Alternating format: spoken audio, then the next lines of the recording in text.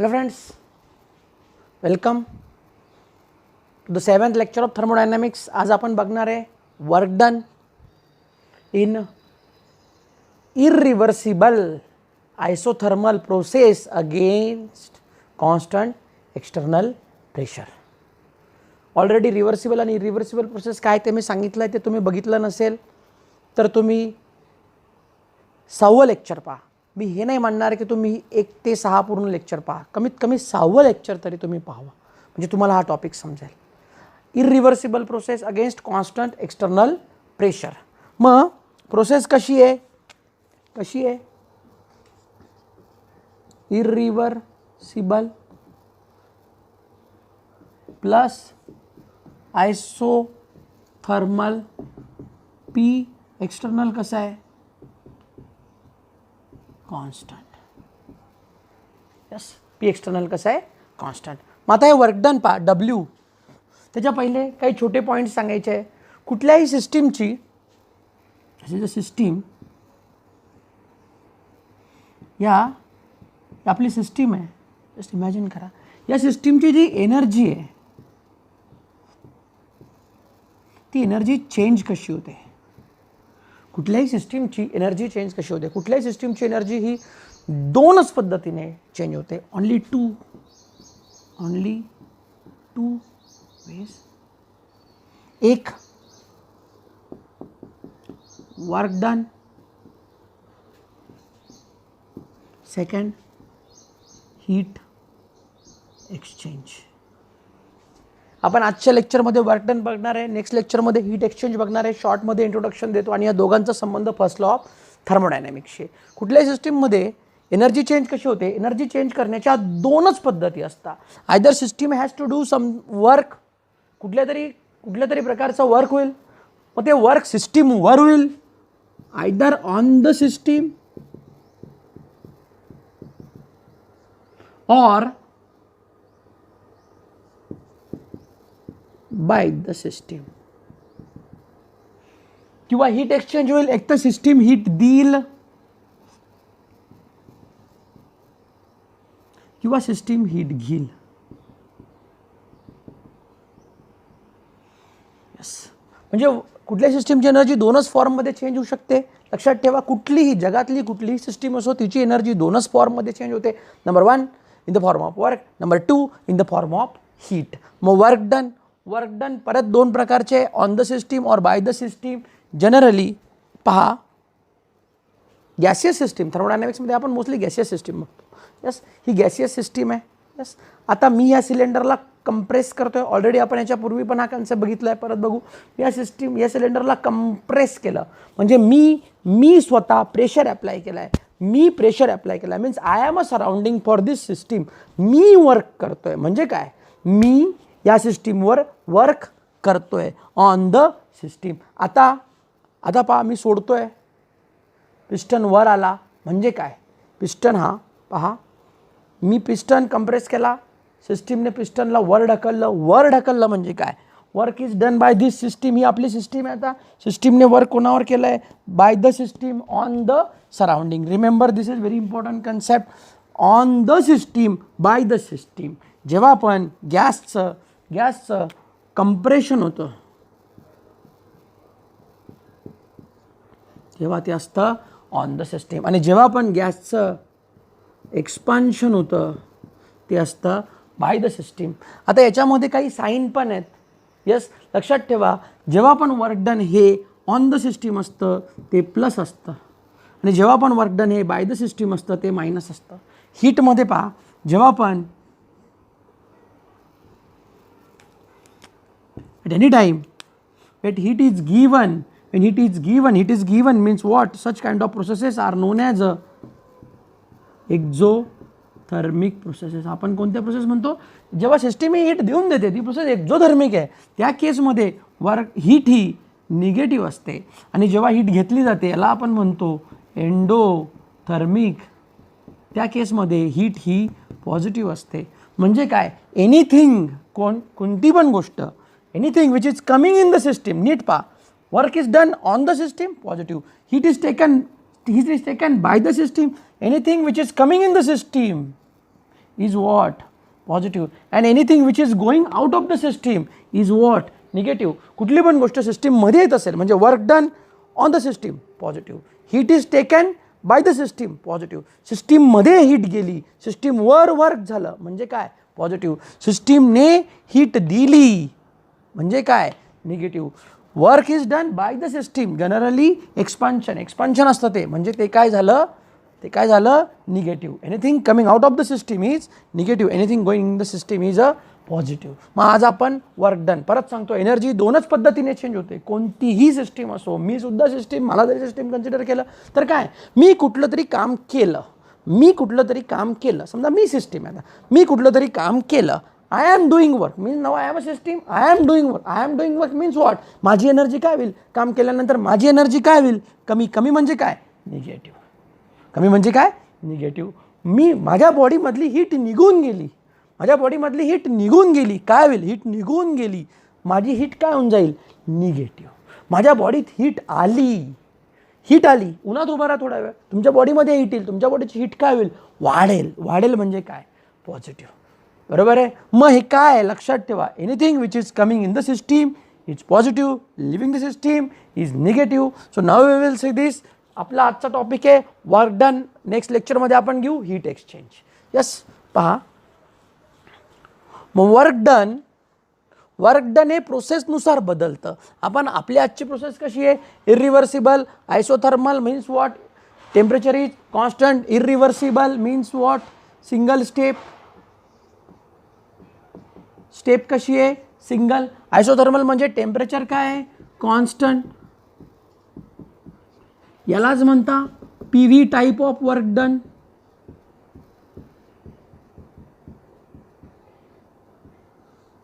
PV type of work done. आता PV type of work done का म्हणता? Why? याचा आन्सर मी शेवटी देईल. Why it is a PV, pressure volume type of work done का म्हणता, त्याचा आन्सर आपण शेवटी बघू. आता आपण या पूर्ण इक्वेशनला, आज आपण एक इक्वेशन बघणार आहे. पहा, दिस इज अ सिलेंडर. हे सिलेंडर आहे. This cylinder is fitted with piston. हा जो पिस्टन आहे तो वेटलेस आहे आणि फ्रिक्शनलेस आहे. पिस्टन कसा आहे? Weightless and frictionless. याच्यामध्ये n number of moles of gas आहे. इनिशियल व्हॉल्यूम V1 आहे. याच्यावर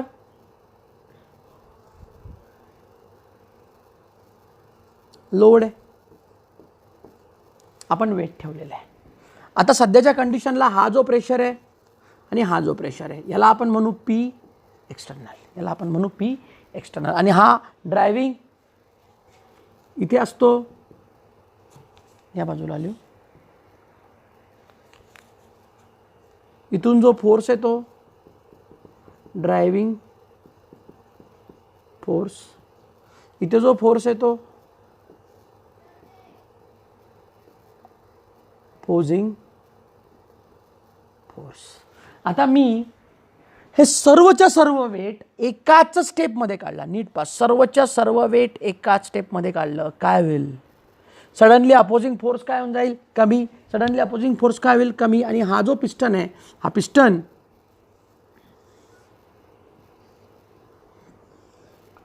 जे इनिशियल व्हॉल्यूम होतं V1 तिथून तो वर जाईल आणि त्याचं हे नवं व्हॉल्यूम बनेल V2. मग हा जो पिस्टन आहे हा V1 वरून V2 वर गेला, म्हणजे त्याची डिस्प्लेसमेंट झाली. But this displacement is through single step. आणि जी सिंगल स्टेप असते त्या प्रोसेसला आपण काय म्हणतो? त्या प्रोसेसला आपण म्हणतो इरिव्हर्सिबल प्रोसेस. त्या प्रोसेसला आपण म्हणतो इरिव्हर्सिबल प्रोसेस. मग ही प्रोसेस इरिव्हर्सिबल. आणि आता आपल्याला या प्रोसेसमध्ये जे वर्क डन झालं आहे ते काढायचं आहे.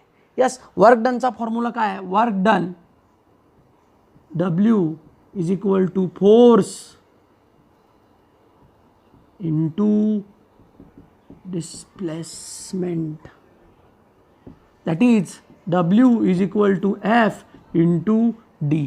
पण आता आपल्याला या केसमध्ये हा जो फोर्स आहे, दोन प्रकारचे फोर्स आहे. हा ड्रायव्हिंग फोर्स आहे आणि हा अपोजिंग फोर्स आहे. ड्रायव्हिंग फोर्स आहे, अपोजिंग फोर्स आहे. आपल्याला अपोजिंग फोर्स काढणं जास्त सोपं आहे या सिस्टीममध्ये. लक्षात ठेवा, आता इक्विलिब्रियम आला आहे, म्हणजे या केसमध्ये ड्रायव्हिंग फोर्स आणि अपोजिंग फोर्स, जो सिस्टीमचा आहे तो ड्रायव्हिंग फोर्स, जो सराउंडिंगचा आहे तो अपोजिंग फोर्स, हे दोन्ही काय झाले, सेम. पण काय फरक आहे?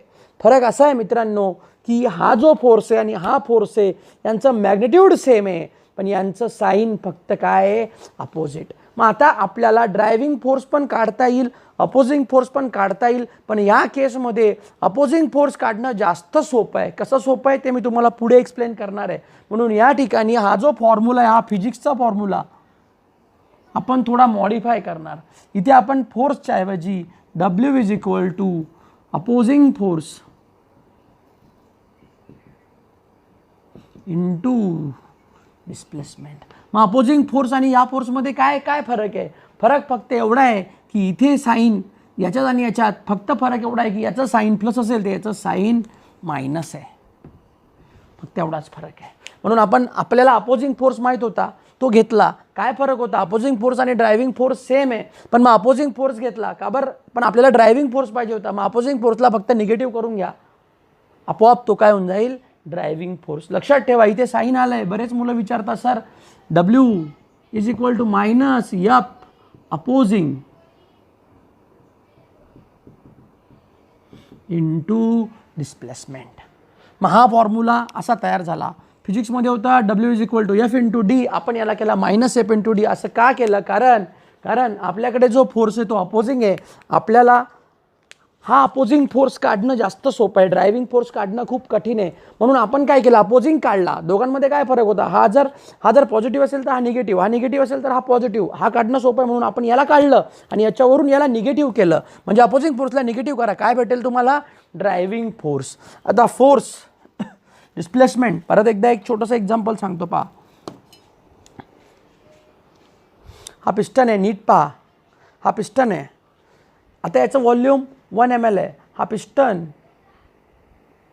गॅस एक्सपांड झाला. गॅस काय झाला आहे? एक्सपांड. मग सुरुवातीला त्याचं व्हॉल्यूम हे 1 ml होतं. हा पहिले पोझिशनला. एक्सपान्शन झाल्यानंतर त्याचं व्हॉल्यूम, नीट पहा, मी दोन्ही पिस्टन एका लाईनीत पकडतो म्हणजे तुम्हाला कळेल. सुरुवातीला त्याचं व्हॉल्यूम 1 ml होतं. आता त्याचं व्हॉल्यूम 2 ml झालं आहे. म्हणजे हा पिस्टन या पोझिशनवरनं नवीन ह्या पोझिशनला आला आहे. म्हणजे इथून हा वर गेला आहे. म्हणजे हा पिस्टन खालून वर गेला आहे. दिस इज वॉट, काही मिनटापूर्वी एक्सपान्शन होण्यापूर्वी. आता एक्सपान्शन झालं आहे, एक्सपान्शन होण्यापूर्वी आता एक्सपान्शन झालं. एक्सपान्शन झाल्यावर पिस्टन कुठे आला आहे? वर. पिस्टन कुठे आला आहे? वर. ती जी डिस्प्लेसमेंट आहे, त्याचे डिस्टन्स त्याने कव्हर केलं आहे, त्याला आपण म्हणू D. हा तो D आहे. म्हणजे पिस्टन, हा नीट पहा, हा पिस्टन इथून इथपर्यंत आला. इथून या पोझिशनला होता, आता तो या पोझिशनला आला आहे. या पोझिशनवरनं तो या पोझिशनला आला. ते जे डिस्टन्स त्याने कव्हर केलं ती झाली डिस्प्लेसमेंट D. आता फोर्स काढायचा आहे. नीट पहा, force. What is the formula of force? Force म्हटलं का तुम्हाला मम्मी आठवते. फोर्स म्हटलं का तुम्हाला काय आठवते? आई. असं का म्हटलं? कारण force is equal to mass. Force is equal to mass into acceleration. Force म्हणजे आपण काय घेतो? Mass into acceleration. पण केमिस्ट्रीमध्ये मा नाही घ्यायचं आहे. केमिस्ट्रीमध्ये थोडीशी कधी पप्पांची पण आठवण करून घेत जा. आपण पा घेणार आहे. आपण काय घेणार आहे? पा. फिजिक्समध्ये मा होते, केमिस्ट्रीमध्ये पाय. लक्षात ठेवायचं. आता हा पा कुठून आला सांगतो. यस, पहा, फोर्सचा फॉर्म्युला आपण इथे पा घेणार आहे. What is a P? P for, हा ए काय होता? हा होता ॲक्सेलरेशन. हा ए काय होता? ॲक्सेलरेशन. आणि हा मास एम काय होता? मास. हा पी काय? Pressure. Which kind of pressure? हा प्रेशर जो आपण एक्सटर्नली अप्लाय केला आहे, हा तो प्रेशर आहे. अगेन्स्ट कॉन्स्टंट एक्सटर्नल प्रेशर, हा तो प्रेशर आहे. आणि what is a A? A is area of cross section, area of cross section. हा ए, हा ॲक्सेलरेशन नाही आहे, हा ए, हा ॲक्सेलरेशन नाही आहे, हा ए काय आहे, हा आहे area of cross section. What is the area of cross section? नीट पहा, हे सिलेंडरमध्ये जेव्हा हा पिस्टन इथून खालून इथे वर आला, इथून खालून जेव्हा वर गेला तेव्हा त्याने जे डिस्प्लेसमेंट केलं, मी तुम्हाला याचा एक, आता पहा इथे पहा, म्हणजे तो इथे होता, तो इथे आला आहे, म्हणजे या सिलेंडरचा एवढा पार्ट जर आपण वेगळा केला तर एवढी ॲक्च्युली त्याने या व्हॉल्यूममधून त्याने डिस्प्लेसमेंट केली आहे. आपल्याला फक्त हा पोर्शन काढायचा आहे, डायग्रॅममध्ये दाखवतो. आपल्याला फक्त एवढं पूर्ण एवढं व्हॉल्यूम काढायचं. This is a change in volume. म्हणजे तो इथून इथपर्यंत गेला आहे, इथून इथपर्यंत गेला आहे, म्हणजे याचा काही संबंध नाही. आपल्याला एवढं व्हॉल्यूम काढायचं आहे, हे ते एवढं व्हॉल्यूम आहे. आता हे सिलेंडर आहे ना, सिलेंडरला जर तुम्ही असं केलं तर त्याचा हा काय आला, एरिया ऑफ क्रॉस सेक्शन. हा काय आला, एरिया ऑफ क्रॉस सेक्शन. आणि ही काय आली, हाईट म्हणजे काय आली त्याची, डिस्प्लेसमेंट. लक्षात ठेवा, हा जो सिलेंडर आहे, हा जो सिलेंडर आहे, हा सिलेंडर याचा हा आला एरिया ऑफ क्रॉस सेक्शन, किंवा या पिस्टनवरून सुद्धा तुम्ही हा आला एरिया ऑफ क्रॉस सेक्शन. कारण हा असा फ्लॅट नाही आहे, तुम्ही बघू शकता हा गोल आहे असा. हा जर तुम्ही याला बघितलं, याला जर तुम्ही बघितलं तर हा असा वरून तुम्हाला असा गोल दिसेल. हा त्याचा आहे एरिया ऑफ क्रॉस सेक्शन आणि ही झाली त्याची डिस्प्लेसमेंट. मग आता इकडे लक्ष द्या, हा आहे एरिया ऑफ क्रॉस सेक्शन. मग work is equal to minus F opposing into D. What is a F? F काय घ्याल, परत सांगतो, कन्फ्यूज होऊ नका. वर्क फोर्स काय असतं, फिजिक्समध्ये पाहिलं असेल, केमिस्ट्रीमध्ये काय पाहिजे, आता पा, तिकडे मम्मी आहे, इकडे पप्पा आहे. लक्षात ठेवायला सोपं आहे. फोर्स कोण अप्लाय करतं, मम्मी आणि पप्पा दोन्ही पण फोर्स अप्लाय करता. पण तिकडचा ए काय होता, ॲक्सेलरेशन. ए काय होता, इकडचा ए काय, एरिया ऑफ क्रॉस सेक्शन, म्हणजे minus P into A into D.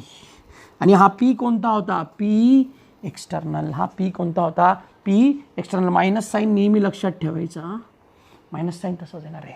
मग minus W is equal to minus P external into A into D. बरोबर आहे. What is A into D? A into D काय, A काय area of cross section, D काय distance. A काय area of cross section, D काय distance.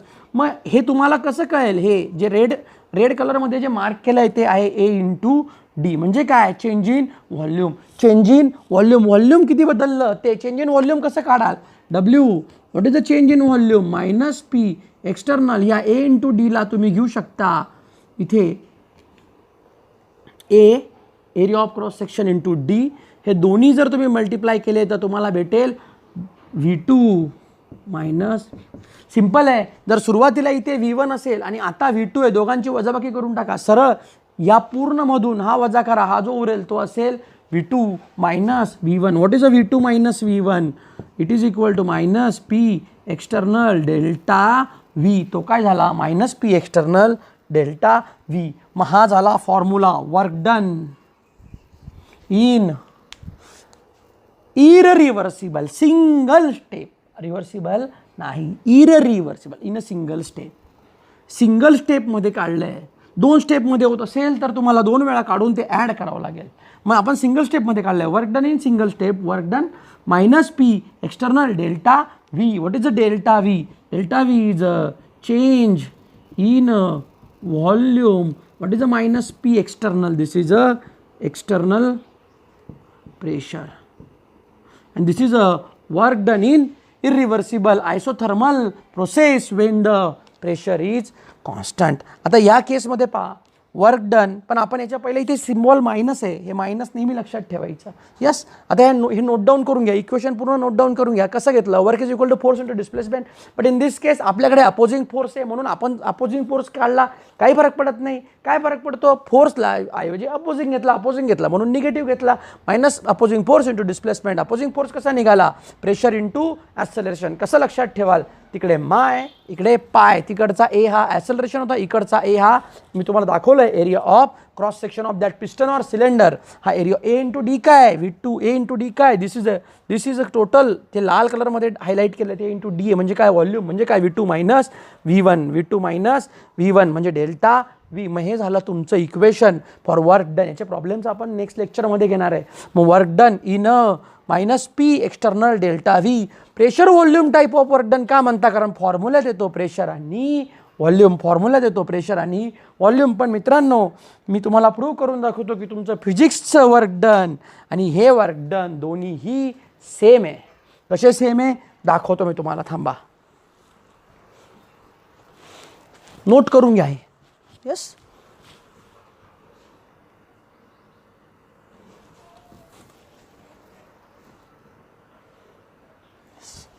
पहा, आत्ता formula काय होता, वर्क इज इक्वल टू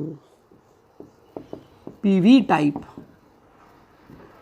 हे कोणतं वर्क डन आहे, पी व्ही टाईप, आणि हे तुमचं फिजिक्सचं work done. Force into displacement. काय याचं unit, what is a force, फोर्सचं युनिट आहे न्यूटन. याचा युनिट काय, मीटर, न्यूटन मीटर. याचा युनिट काढू, P V type. What is a P, पीचं युनिट ॲटमॉस्फिअर आहे. पण थांबा, पीच्या ऐवजी घ्या फोर्स अपॉन एरिया. प्रेशरचा फॉर्म्युला आहे फोर्स अपॉन एरिया. ॲक्सेलरेशन नाही आहे, एरिया आहे. प्रेशर कसा निघतो, तुम्ही किती फोर्स अप्लाय केला किती एरियावर. मग force per unit area is a pressure into volume. What is a unit of force, फोर्सचं युनिट काय, newton. What is a unit of area, metre square into volume, metre cube. काय झालं, cancel. काय उरलं, newton per metre, newton metre. हे दोघं काय झाले, सेम. म्हणजे काय, हे आपलं केमिस्ट्रीतलं जे आहे प्रेशर व्हॉल्यूम हे, आणि फिजिक्समधलं दोन्ही काय आहेत, सेम. मग इथे काय आहे पहा, pressure volume type of work done is nothing but the same. फक्त आपण याला मॉडिफाय केलं. इकडे हा काय होता, फोर्स इंटू डिस्प्लेसमेंट, युनिट होतं न्यूटन मीटर, आणि इकडे सुद्धा याचं युनिट काय आलं आहे, न्यूटन मीटर. म्हणजे काय, हे दोन्ही काय आहेत, सेम. पण आता आपण पुढे बघणार आहे. इक्वेशन इथे संपत नाही. आत्ता आपण एक इक्वेशन बघितलं, काय बघितलं, W is equal to minus P delta V. So आता याला आपण अजून चेंज करणार in terms of NRT. In terms of NRT आपल्याला घ्यायचं आहे. NRT from ideal gas equation. आपण आयडियल गॅस इक्वेशन बघितलंय. आयडियल गॅस इक्वेशन काय सांगतं, P V is equal to NRT. बरोबर आहे.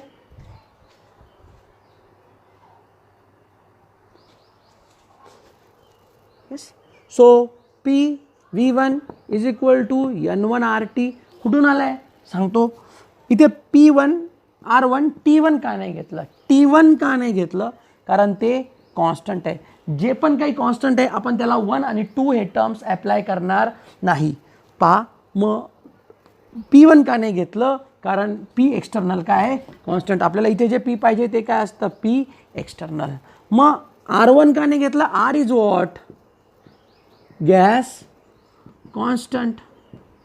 मग तो ऑलरेडी काय आहे, कॉन्स्टंट. म्हणजे कॉन्स्टंट आहे ते टर्म्स आपण त्यांना 1 घेतलेलं नाही आहे. मग PV2 is equal to N2RT 1 1 1 2 2 2.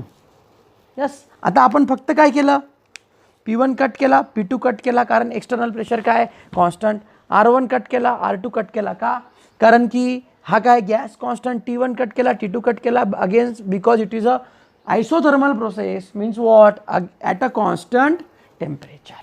बरोबर आहे.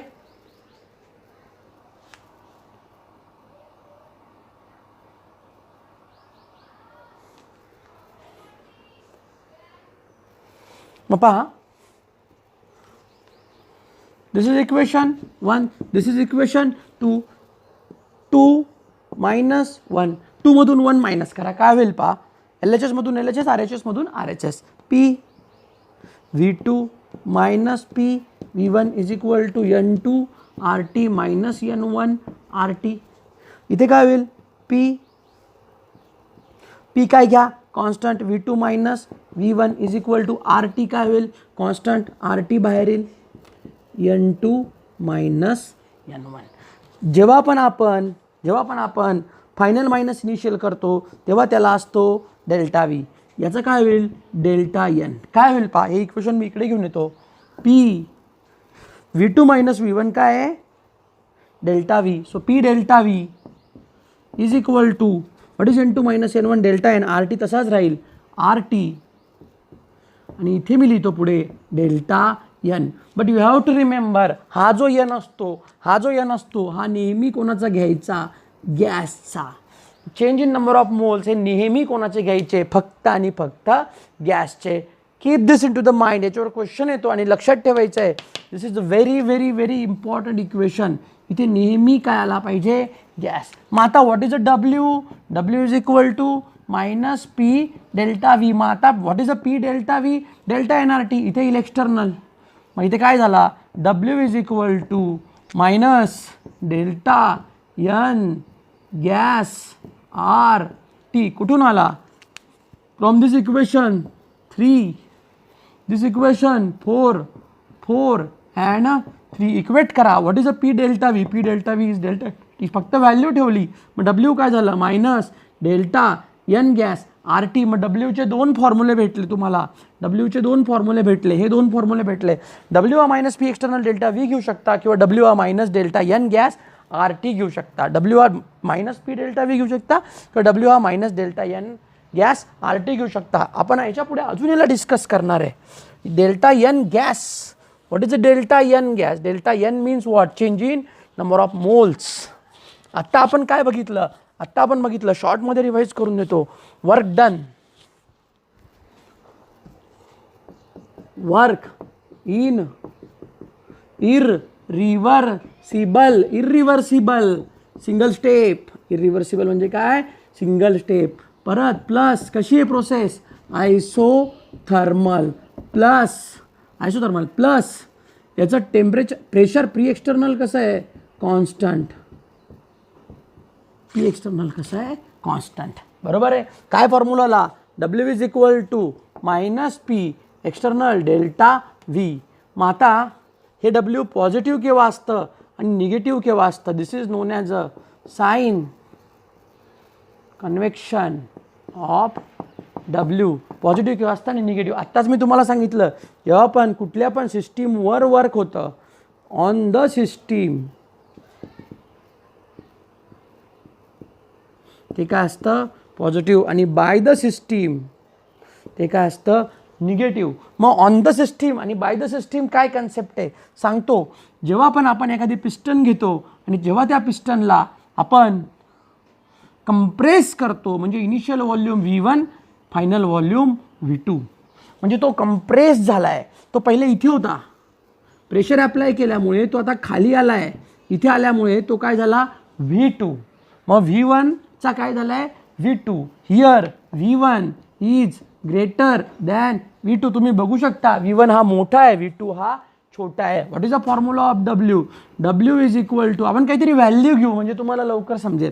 इथे व्हॅल्यू घेऊ आपण 10, इथे व्हॅल्यू घेऊ आपण 5 लिटर घेऊ शकता, व्हॉल्यूम आहे लिटर. यस. मग डब्ल्यू 10चा किती झाला आहे, 5. इनिशियल किती होता, 10, आता किती झाला आहे, 5. W is equal to minus P external delta V. P is positive. मग minus P external delta V मध्ये काय येईल, V2 minus V1. V2 minus V1. What is a V2, 5 litre. What is a V1, 10 litre. Minus 10 काय झाला, minus P external 5 minus 10 minus 5 minus minus काय झाला, plus. म्हणजे W काय आलं, प्लस. डब्ल्यू काय आलं, प्लस 5 पी एक्सटर्नल. पीची value आपण घेतली नाही, राहू द्या तसंच, राहू द्या. हे एक डेमॉन्स्ट्रेटिव्ह एक्झाम्पल आहे. काय सांगायचं होतं, जेव्हा कंप्रेशन झालं, हे काय होतं, कंप्रेशन. हे काय होतं, कंप्रेशन झालं ऑन द सिस्टीम झालं, कंप्रेशन झालं, सिस्टीमला तुम्ही कंप्रेस करताय, ऑन द सिस्टीम झालं, म्हणजे ते काय पॉझिटिव्ह आहे. ते काय आहे पॉझिटिव्ह. मग जेव्हा सिस्टीमवर वर्क होतं तेव्हा ते काय असतं पॉझिटिव्ह. मग इथे आपण लिहून घेऊ ऑन द सिस्टीम म्हणजे काय कंप्रेशन. त्याच्या उलट एक्सपान्शन, याच्यातच बघू आपण.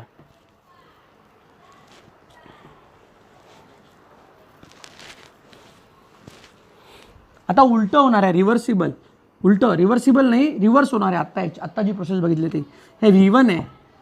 यस, आता पिस्टन वर आलाय. पिस्टन वर आलाय म्हणजे काय झालंय V2 झालंय. पिस्टन वर आलाय म्हणजे काय झालंय V2 झालंय, म्हणजे गॅस एक्सपांड झाला. इनिशियल काय होतं V1, आपण याला घेऊ 5.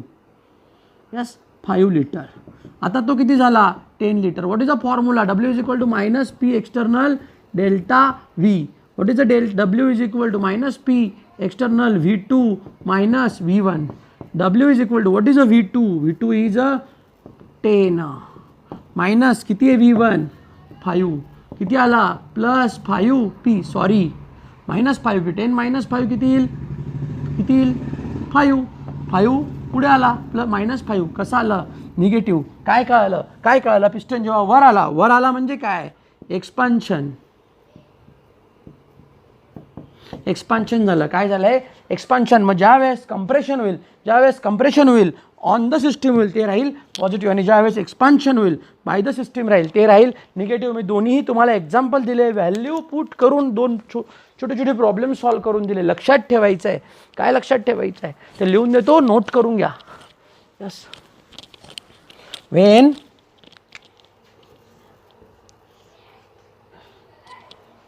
Work is done by the system it is negative, on the system then it is positive. हे काय आहे एक्सपान्शन, हे काय आहे कंप्रेशन. यस, हे काय आहे एक्सपान्शन, हे काय कंप्रेशन. आता आपण पुढचे एक्झाम्पल बघू. W minus delta N gas RT. ही रिॲक्शन आहे, इथे रिॲक्टंट्स आहेत, इकडे प्रोडक्ट्स आहेत. हा गॅस आहे, हा पण गॅस आहे. फक्त गॅसच कन्सिडर करायचे. जर चुकून या ठिकाणी एखादी सॉलिड किंवा लिक्विड असेल त्याला कॅल्क्युलेशन्समध्ये घ्यायचं नाही. परत सांगतोय, नोट इम्पॉर्टंट नोट आहे. जेव्हा आपण लक्षात ठेवाल गॅसच कॅल्क्युलेट करायचे. याच्यात कुठला समजा दुसरा रिॲक्टंट असेल आणि जर तो सॉलिड असेल और तो लिक्विड असेल तर त्याचे नंबर ऑफ मोल्स कॅल्क्युलेशनमध्ये घ्यायचे नाही. लक्षात ठेवा. मग आता हा रिॲक्टंट, हा गॅस आहे, हा प्रोडक्ट, हा गॅस आहे. यस, याचे नंबर ऑफ मोल्स आपण असं लिहू, number of moles of reactant gas आहेच, number of moles of product. Yes, समजा number of moles of reactant जास्त आहे, हा नेहमी राहील N1, हा नेहमी राहील N2. Yes, number of moles of reactant जास्त आहे, रिॲक्टंट जास्त आहे. यस, रिॲक्टंट जेव्हा जास्त असतील म्हणजे प्रोडक्ट काय असतील कमी, प्रोडक्ट कमी झाले. लक्षात ठेवा, जेव्हा गॅसियस रिॲक्टंट जास्त असतील आणि प्रोडक्ट कमी होतील, लॉजिकलीच कळत आहे. पहा, रिॲक्टंट जास्त आहे, रिॲक्शन चालली आहे, गॅसियस प्रोडक्ट कमी आहे, आपोआप व्हॉल्यूम काय होईल कमी होईल. आपोआप व्हॉल्यूम काय होईल कमी, म्हणजे काय होईल कंप्रेशन होईल. जेव्हा number of moles of gaseous reactant is greater than the number of moles of product, त्या केसमध्ये ते काय असतं कंप्रेशन. त्या केसमध्ये काय असतं, आणि कंप्रेशनमध्ये वर्क डन कसं असतं पॉझिटिव्ह. वर्क डन कसं असतं पॉझिटिव्ह. लक्षात ठेवा, इम्पॉर्टंट पॉईंट आहे, खूप इम्पॉर्टंट पॉईंट आहे. जे नीटमध्ये क्वेश्चन्स येतात याच्यावर. मग डेल्टा N इथे काय आहे लक्षात ठेवा, कंप्रेशन झालं आहे. कसं कळलं, number of moles of reactant are greater than number of moles of product काय गॅसियस. मग करून पहा, व्हॉट इज द डेल्टा N, N2 minus N1. What is the N2 काय number of moles of product, बरोबर आहे, ते काय कमी. मग या केसमध्ये डेल्टा N काय येईल निगेटिव्ह. का निगेटिव्ह येईल, आन्सर इथे व्हॅल्यू टाका, लगेच समजेल. व्हॅल्यू टाका, याची व्हॅल्यू घ्या 100, याची व्हॅल्यू घ्या 30, कमी झाला. इथे लिहा N2 मायनस N1, 30 मायनस 100 किती झाला -70. आपल्याला साईनशी घेणं देणं आहे, साईन निगेटिव्ह. मग हा निगेटिव्ह इथे टाकला, निगेटिव्ह काय होईल पॉझिटिव्ह, म्हणजे वर्क डन कसं होईल पॉझिटिव्ह. याच्या उलट कोणामध्ये होईल एक्सपान्शन. तेव्हा काय होईल, याच्या उलट होईल, number of moles of reactant हे कमी होतील आणि number of moles of product हे गॅसियस प्रोडक्ट हे काय होऊन जातील जास्त. मग ते मी तुम्हाला एका चार्टमध्ये याच्या उलट होईल आणि वर्क डन काय होऊन जाईल पॉझिटिव्ह. पहा, आपण या ठिकाणी एक छोटासा चार्ट बनवू. Yes, work done work done केव्हा काय असतं पॉझिटिव्ह केव्हा असतं पॉझिटिव्ह केव्हा असतं when work is done on the system Wien work is done on the system म्हणजे काय कंप्रेशन ऑन द सिस्टीम म्हणजे काय कंप्रेशन प्रेशरच्या भाषेत झाला आता नंबर ऑफ मोलच्या भाषेत when in a reaction in chemical reaction काय लक्षात ठेवाल when number of moles of reactant कसे reactant gaseous reactant is what greater than number of moles of product कसे आणि याच्या उलटं वर्क डन हे नोट करून घ्या इम्पॉर्टंट आहे वर्क डन निगेटिव्ह केव्हा असतं when work is done by the system means what expansion नीटला आलेला क्वेश्चन आहे मागच्या वर्षी लक्षात ठेवा इन